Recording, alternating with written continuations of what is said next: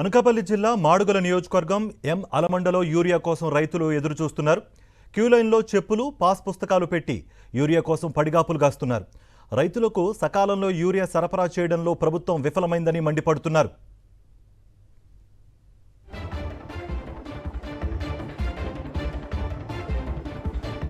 ఇదే అంశానికి సంబంధించి మరింత సమాచారం మా ప్రతినిధి నాయుడు అందిస్తారు. నాయుడు, ఆల్రెడీ మనం చూస్తున్నాం రైతులు తీవ్రంగా ఇబ్బందులు పడుతున్నారు. పక్కన చెప్పులు పెట్టుకుంటున్నారు, పాస్ బుక్స్ పెట్టుకుంటున్నారు, వాళ్ళ బిలాంగింగ్స్ అక్కడ పెట్టుకుని ఎదురుచూపులు చూస్తున్నారు. అయినా కూడా ప్రభుత్వంలో చలనం లేదు అన్నట్టుగా కూడా రైతులే వాపోతున్నారు. సిచ్యువేషన్ ఏంటి? కార్తీక్, గత ఏడాదిలాగే ఈ ఏడాది కూడా రైతులు యూరియా కోసం తీవ్ర ఇబ్బందులు పడుతున్నారు.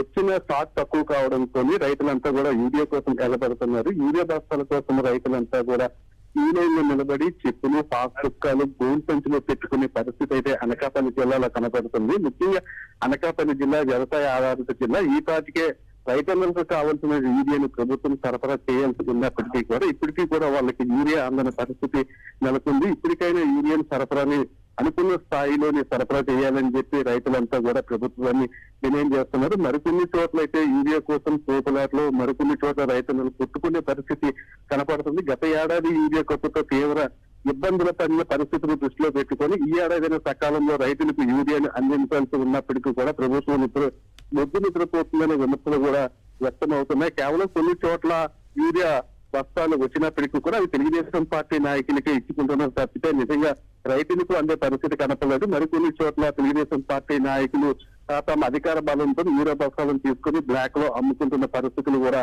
కనపడుతున్నాయి. ఏదైనప్పటికీ కూడా రైతులు మాత్రం యూరియా బస్తాతో ఈ ఏడాది కూడా తీవ్ర ఇబ్బందులు పడుతున్నారనే పరిస్థితి అయితే. Thank you Naidu. మరిన్ని అప్డేట్స్ కోసం ఛానల్ ను సబ్స్క్రైబ్ చేయండి. నోటిఫికేషన్స్ కోసం బెల్ ఐకాన్ పై క్లిక్ చేయండి.